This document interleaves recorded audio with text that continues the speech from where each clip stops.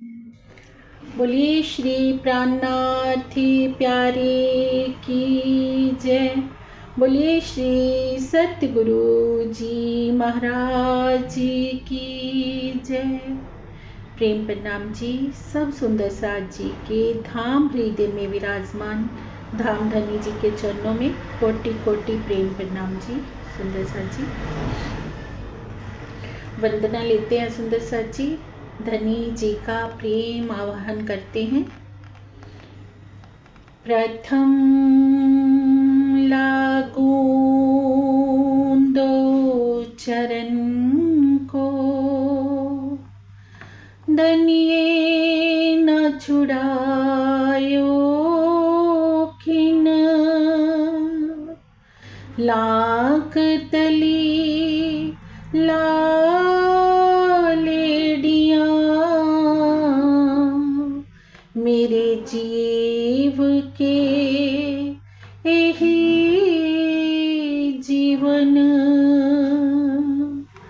इन पाँव तले पड़ी रहूं, धनी नजर खोलो बातून, पलना वालों निरखूं नेत्रे मेरे जीव के यही जीवन, मेरे जीव के यही जीवन। बोलिए श्री प्राणनाथ प्यारे की जय। बोलिए श्री सतगुरु जी महाराज की जय। सर्व सुंदर साथी की जय।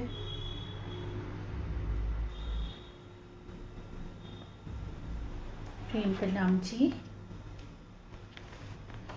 प्राणाधार सुंदर साथ जी हमारा आज का जो प्रसंग है वो श्री प्रकाश हिंदुस्तानी की वाणी में से 21वां प्रकरण है। सुंदर साथ जी जीव को प्रबोध।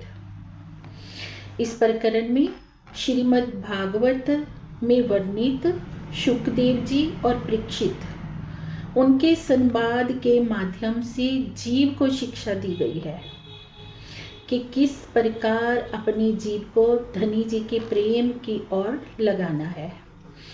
तो बहुत ही प्यारा दृष्टांत देके समझाया गया है सुंदर साथ जी, और सुनते हैं। इसमें मुझे एक बहुत प्यारी बात लगी थी सुंदर साथ जी कि तीसरे नंबर की जो चौपाई है ना, उसमें जागृत बुद्धि का प्रसंग है और जिसका बहुत ही इतना प्यारा खुलासा पूज्य स्वामी जी ने किया गया है सुंदर साथ जी।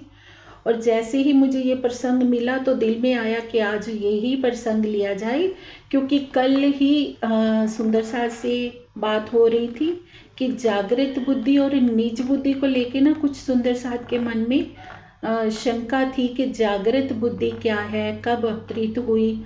और बाई चांस ऐसा हुआ कि वाणी जब कल मैं पढ़ रही थी तो यही प्रकरण धनी जी ने सामने दे दिया। तो बस तब दिल में हुआ कि आज यही प्रसंग लेंगे। तो बहुत प्यारा इसका खुलासा है, बहुत ध्यान पूर्वक हम सब सुंदर साथ सुनेंगे। सुंदर साथ जी प्रेम प्रणाम जी। जी दीदी पहले चौपाई लो ना जी। प्रेम प्रणाम जी। सुन मेरे जीव कहूँ वृतांत, तो को एक दियूं दृष्टांत। सुन मेरे जीव कहूँ वृतांत, तो को एक दियूं दृष्टांत। सो तुम सुनियो एक के चित्त, तो सो कहत हो करके हित। सो तो सुनियो एक के चित्त, तो सो कहत हो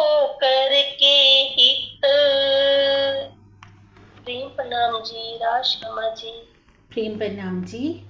श्री इंद्रावती जी कहती हैं कि हे मेरे जीव, श्रीमद् भागवत में शुकदेव और राजा परीक्षित का जो संवाद के रूप में वृत्तांत अर्थात घटनाक्रम है, उसे मैं तुम्हें सुना रही हूँ।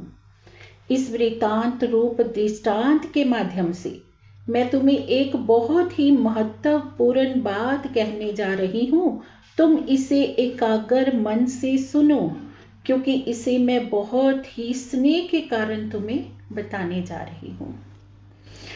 अब क्या कह रहे हैं श्री इंद्रावती जी सुंदर साथ जी कि मेरे जीव, मैं तुम्हें श्रीमद् भागवत में प्रसंग आता है सुंदर साथ जी शुकदेव जी का और राजा परीक्षित जी का। राजा परीक्षित जिन्होंने 7 दिन तक श्रीमद् भागवत कथा को सुना था। ये प्रसंग शायद हम सब सुंदर साथ जानते होंगे सुंदर साथ जी कि राजा परीक्षित कौन थे। ऐसा कहा जाता है कि वो श्री अर्जुन जी के पोते थे, अभिमन्यु जी के पुत्र थे। तो उनको एक भृंग ऋषि करके उनको श्राप मिल गया था उनसे कि वो सर्प के द्वारा काट दिए जाएंगे, सर्प उनको कट लेगा। तो उनके मन में एक भय पैदा हो गया था कि मैं इस श्राप के चलते उनके हृदय में भय बना रहता था मृत्यु का। तो 7 दिन तक उनको ऋषि शुकदेव जी ने श्रीमद् भागवत कथा का श्रवण करवाया था। तो उसी दृष्टांत को लेते हुए, उसी घटनाक्रम को लेते हुए अब महामती जी कह रहे हैं कि मैं तुम्हें एक बहुत ही महत्वपूर्ण बात बताने जा रही हूँ। अब वो महत्वपूर्ण बात क्या है सुंदर सा जी? देखिए कि अब राजा परीक्षित ने 7 दिन तक जब श्रीमद् भागवत कथा का श्रवण किया ना, तो उनके हृदय का भय दूर हो गया। उनको आस्था हो गई श्री कृष्ण जी के ऊपर। ये श्रीमद् भागवत सुनने का प्रताप था कि उनके हृदय से वो भय खत्म हो गया। तो अब जीव को प्रबोधित करते हुए महामती जी कह रहे हैं कि मेरे जीव, तुझे तो क्या मिला है? तुझे तो धनी के चरण कमल मिले हैं। अब सुंदर साथ जी, अगर देखिए धर्म शास्त्रों के, धर्म ग्रंथों में इतना प्रताप है उनका कि उनको सुनने से जीव के हृदय का भय समाप्त हो जाता है। तो हमें धनी जी ने क्या दिया है? श्रीमुख वाणी रूपी निधि दी है। वो वाणी जो स्वयं प्रीतम अक्षरातीत के हृदय के वचन है, उनके आवेश से अवतरित हुई है। वो वाणी को सुनने से भी अगर हम कहते हैं कि हमारे अंदर वो बल नहीं आ रहा, हम माया से घबराते हैं या हम मृत्यु से घबराते हैं सुंदर साथ जी, तो फिर हम सोचें कि कहाँ तक हम ठहर रहे हैं। तो इस प्रकरण के माध्यम से महामती जी हमारे जीव को वो बल प्रदान कर रहे हैं, क्योंकि धर्म शास्त्र तो जितने भी हैं सुंदर साथ जी, वो स्वपन की बुद्धि से बोले गए हैं। स्वपन की बुद्धि वाले धर्म ग्रंथों को सुनने से अगर इतना बल मिल सकता है किसी जीव को, तो हमारे पास तो आवेशित वाणी है। तो आवेशित वाणी को सुनकर तो हमारा बल कितना दृढ़ होना चाहिए। तो इस प्रसंग के माध्यम से यही हमें श्री इंद्रावती जी समझाने का प्रयास कर रही हैं सुंदर साथ जी के परम धाम की आत्माओं, तुम ये ब्यौरा करके देखो कि तुम्हें मिला क्या है। तो सुनते हैं आगे की छुपाई सुंदर साथ जी। प्रणाम जी। परीक्षिते यो पूछो प्रश्न, शुक जी मोको कहो बचन। परीक्षिते यो पूछो प्रश्न, शुक जी मोको कहो बचन। 14 भवन में बड़ा जोई, मोको उत्तर दीजे सोई। 14 भवन में बड़ा जोई, मोको उत्तर दीजे सोई। प्रेम प्रणाम जी। अब क्या बता रहे हैं श्री इंद्रावती जी कि राजा परीक्षित ने ऋषि शुकदेव जी से पूछा कि इस प्रकार का प्रश्न पूछा कि आप मुझे यह बताइए कि 14 लोकों के इस ब्रह्मांड में सर्वश्रेष्ठ व्यक्ति कौन है। मेरे मन की शांति के लिए आप इसका यथोचित उत्तर दीजिए। अब सर्वश्रेष्ठ कौन है सुंदर सा जी? बिना तारतम वाणी के ये बताया जा सकता है। तो जहाँ तक उनकी बुद्धि की दौड़ थी शुकदेव जी की, तो वे बताते हैं कि सर्वश्रेष्ठ कौन है? जिनकी बुद्धि श्रेष्ठ है। पर ज्यादा वो भी व्याख्यान नहीं कर पाए, क्योंकि एक परम सत्य के बारे में, एक परमात्मा के बारे में कौन बताएगा सुंदर सा जी? परमात्मा ही तो बताएगा, क्योंकि ये ब्रह्मांड क्या है? स्वप्नवत है, और स्वप्न के ब्रह्मांड में सबके पास स्वप्न की ही बुद्धि है। स्वप्न की बुद्धि से ही हर कोई बात कर रहा है। स्वप्न की बुद्धि से ही सारे धर्म शास्त्र कहे गए सुंदर सा जी। तो कैसे कोई बताएगा कि सर्वश्रेष्ठ व्यक्ति कौन है या सर्वश्रेष्ठ कौन है? एक परमात्मा के अतिरिक्त श्रेष्ठ कौन हो सकता है? तो सुंदर सा जी, तो वो क्या बताते हैं कि सर्वश्रेष्ठ कौन है? जिसकी बुद्धि श्रेष्ठ है।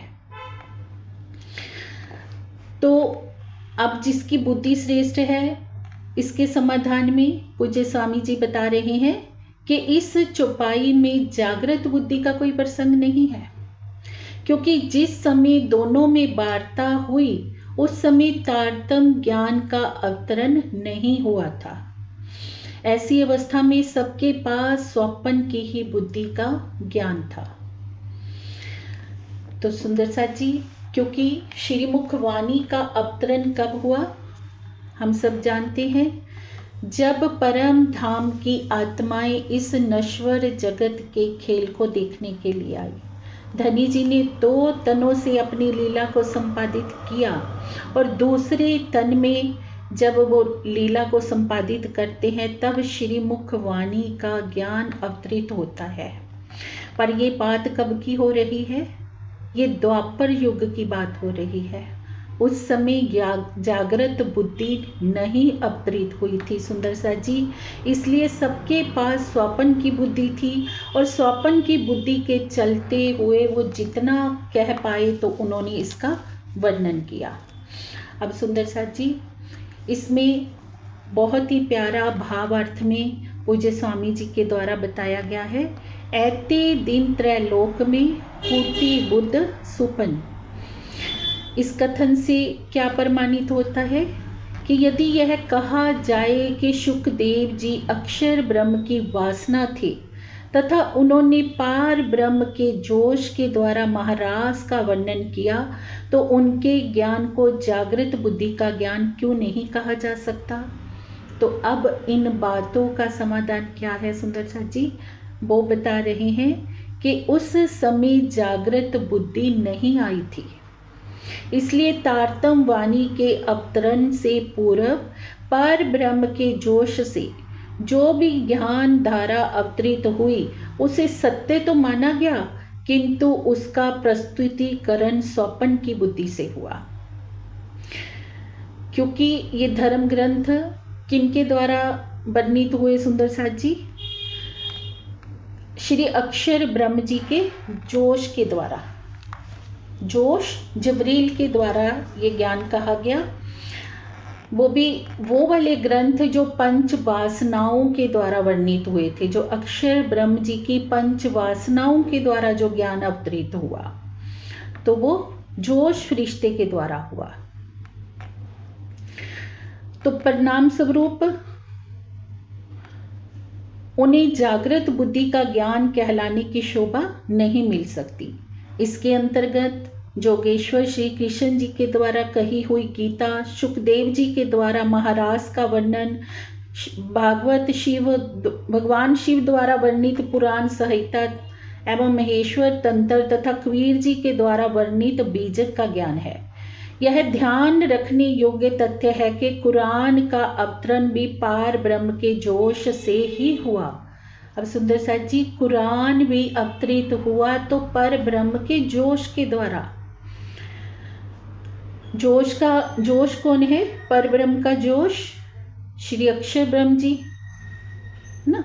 तो अक्षर ब्रह्म जी का आगे जो जोश है, यदि जागृत बुद्धि के द्वारा इन ग्रंथों का ज्ञान प्रस्तुत किया जाता है तो किसी के मन में कोई संशय रहता ही नहीं।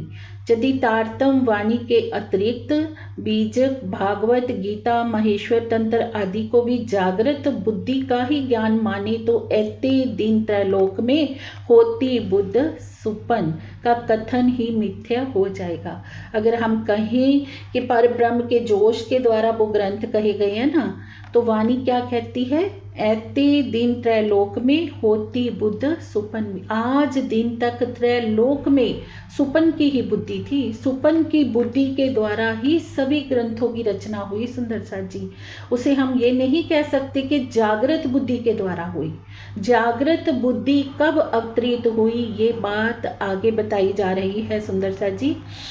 हुक्मे वेद कतेब में लाखों लिखे निशान का आशय ये नहीं समझ लेना चाहिए कि वेद कतेब में श्री प्राणनाथ जी से संबंधित जो भी साक्षियां लिखी हैं वे सभी श्री राज जी ने स्वयं ही लिखी है। ये नहीं समझना है सुंदर साथ जी कि वेद कतेब का जो ज्ञान आया है, जो उसमें साक्षियां हमें मिलती हैं एक परमात्मा की पहचान की, वो राज जी के द्वारा वर्णित नहीं है।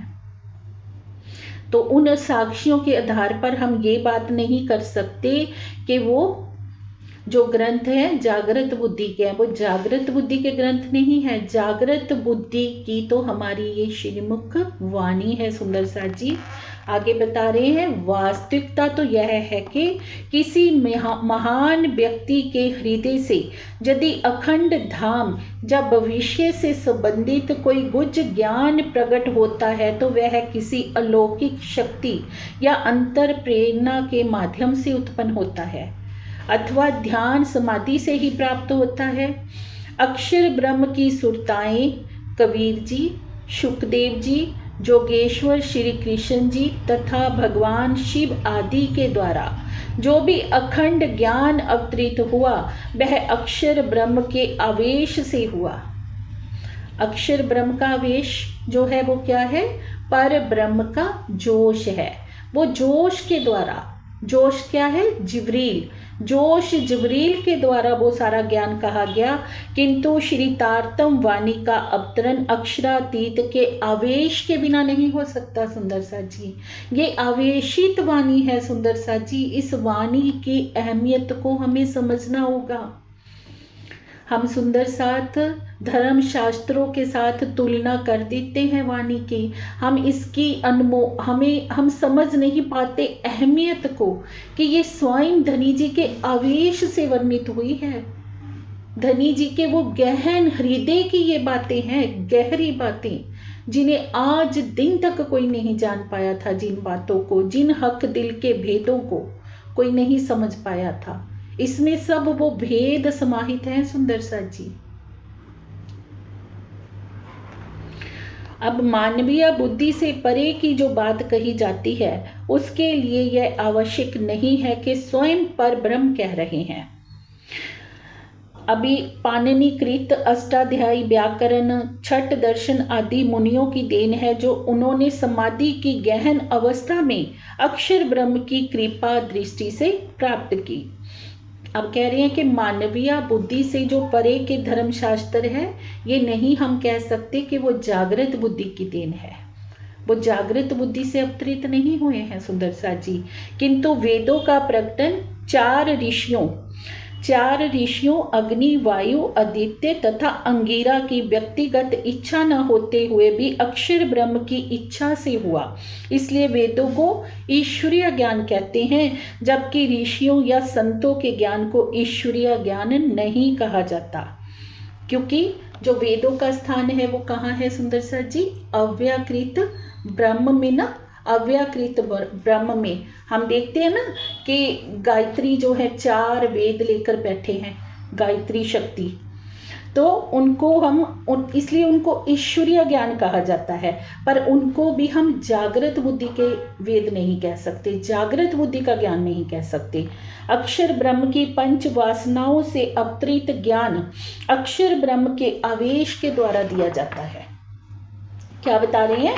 अक्षर ब्रह्म की पंच वासनाओं के द्वारा जो ज्ञान अवतरित हुआ है ना, वो अक्षर ब्रह्म जी के आवेश के द्वारा दिया गया है। अक्षर ब्रह्म जी का आवेश क्या है सुंदर सा जी? जिब्रील, जिसे हम कहते हैं जोश का फरिश्ता। जोश, एक जोश का फरिश्ता है, एक जागृत बुद्धि का फरिश्ता है। जागृत बुद्धि क्या है? असराफिल, और जोश क्या है? जिब्रील। तो वो जोश के द्वारा कहे गए हैं, जबकि श्रीमुख वाणी धनिये कही से स्पष्ट होता है कि इसे कहने वाले स्वयं अक्षरातीत हैं। जबकि श्री महाराज जी का जीव भी स्वप्न की बुद्धि से ही युक्त था, किंतु उस तन में जागृत बुद्धि, असराफिल, अक्षर ब्रह्म जी की आत्मा व अक्षरातीत के आवेश के विद्यमान होने से उसे जागृत बुद्धि का ज्ञान कहा गया। अब जागृत बुद्धि का ज्ञान क्यों कहा गया सुंदर सा जी? क्योंकि स्वयं धनी जी का आवेश स्वरूप उसमें विराजमान है। धनी जी का आवेश स्वरूप जहां विराजमान हो गया तो वहां सारे गुज रहस्य प्रकट हो गए। अक्षर ब्रह्म जी की आत्मा है, जोश है और असराफील है, बुद्धि का फरिश्ता। तो जागृत बुद्धि का ज्ञान कहा गया सुंदर सा जी। यह स्थिति अन्य जो ग्रंथ हैं, जैसे वेद है, कुरान है, बाइबल है, गुरु ग्रंथ साहिब है, बीजक है, उनके संदर्भ में नहीं हो सकती। बाइबल के ओल्ड टेस्टामेंट की रचना तथा ईसा मसीह के देह त्याग के लगभग 400 वर्षों के पश्चात लूका, यूहन्ना, रति आदि के द्वारा की गई।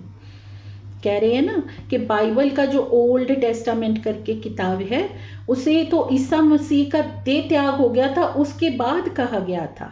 तो इसलिए सुंदर सा जी यहाँ पर ये बात पूर्णतः स्पष्ट होती है कि जागृत बुद्धि कब आई?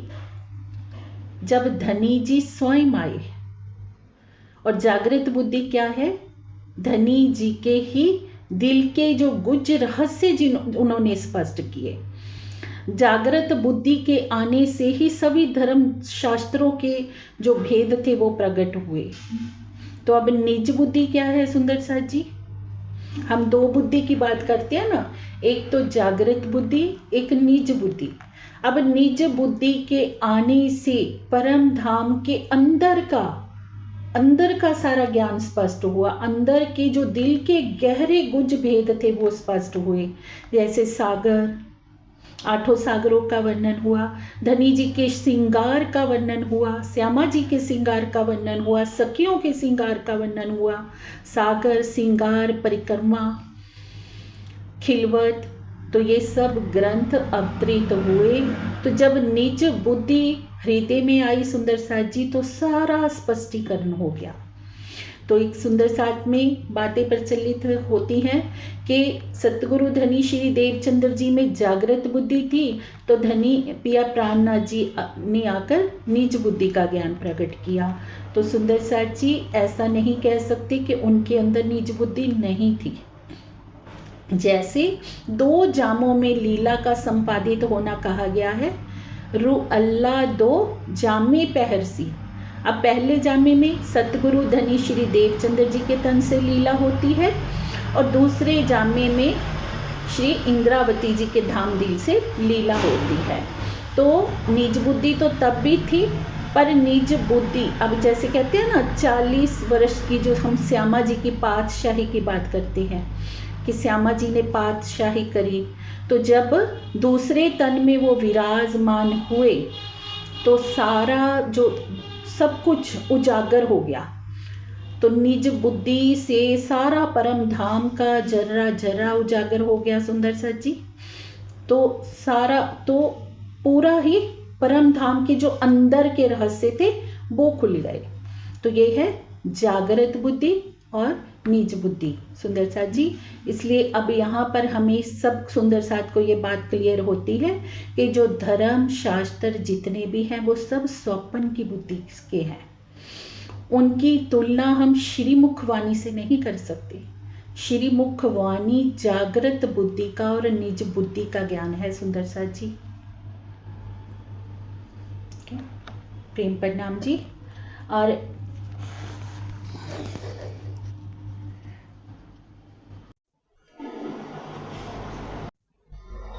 प्रणाम जी। राशामा जी। भी राजाए पूछायो, बड़ी मत सो जानिए क्यों।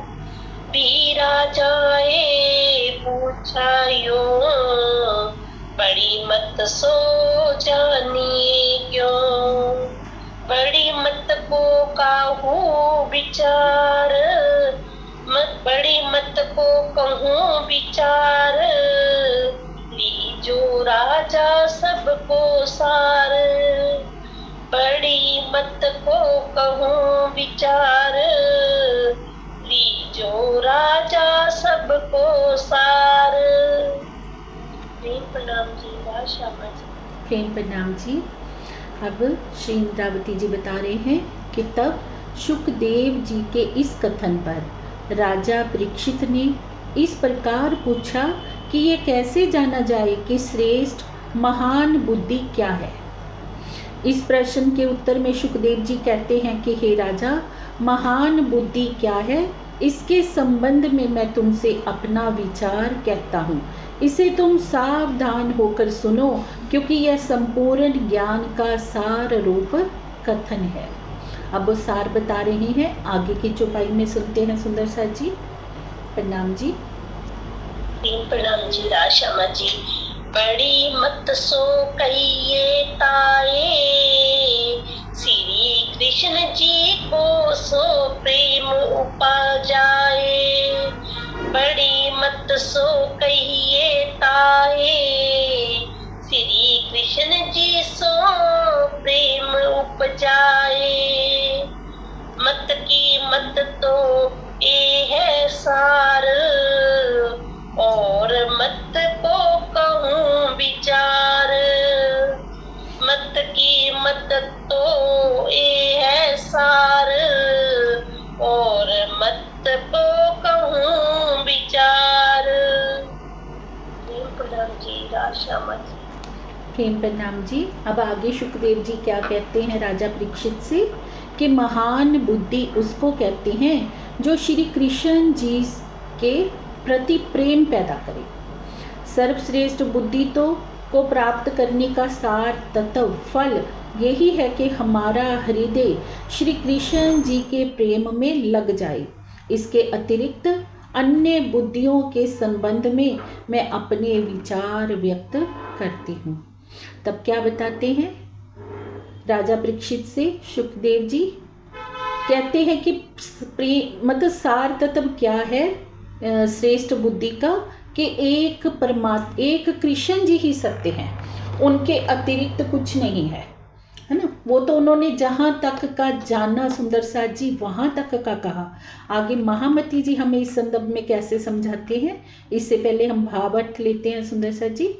श्रीमद् भागवत के 10वें स्कंद में शुकदेव जी ने राजा परीक्षित से कहा है कि श्री कृष्ण जी से प्रेम करना ही जीवन का परम लक्ष्य होना चाहिए। बुद्धि ही ज्ञान को धारण करती है। जिस ज्ञान में परमात्मा के लिए कोई स्थान ना हो वह निथर्क है। इस दृष्टि से शुकदेव जी ने यह बात कही है कि सबसे महान बुद्धि वही है जो परमात्मा से प्रेम उत्पन्न करे। तो महान बुद्धि कौन सी है सुंदर सा जी?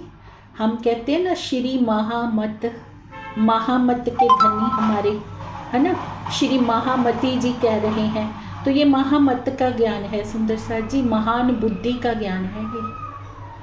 और महान बुद्धि के इस ज्ञान में हम डूबेंगे तो ये ज्ञान हमें कहाँ लेकर जाएगा?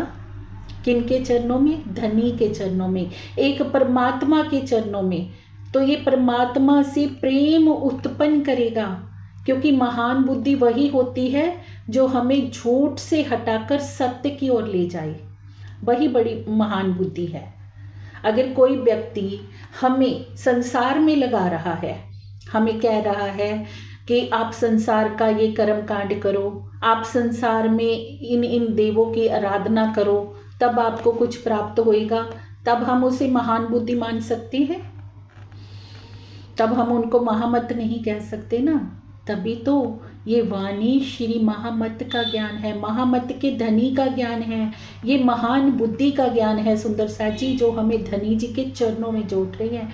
ये श्रीमद् भागवत में भी अब ये उदाहरण क्यों दिया गया कि शुकदेव जी जिनके पास स्वप्न की बुद्धि थी, वो स्वप्न की बुद्धि से भी ये बात कर रहे हैं कि महान बुद्धि तो वही है जो श्री कृष्ण जी के चरणों में लगाई। उन्होंने जहां तक उनकी पहुंच थी उन्होंने वहां तक की बात करी, उनका दोष नहीं था।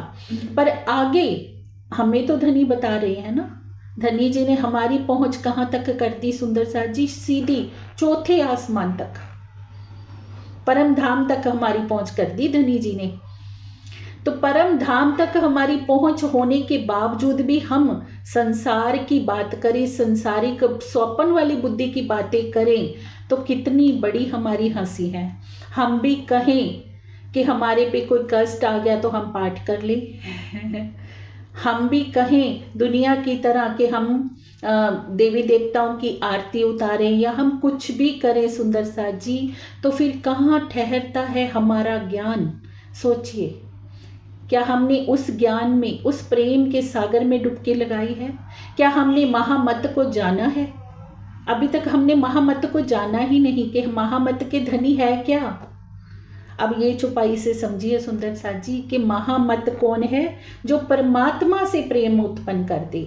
हमारी ये वाणी पूरी तरह से, चाहे आप किसी भी अंग से ले लीजिए, रास से ले लीजिए, प्रकाश से ले लीजिए, कटरुति से ले लीजिए, 14 अंग जो धनी के हैं, किसी भी अंग को पकड़ लो सुंदर सा जी, हर एक अंग धनी का हमें मूल में ले जाएगा।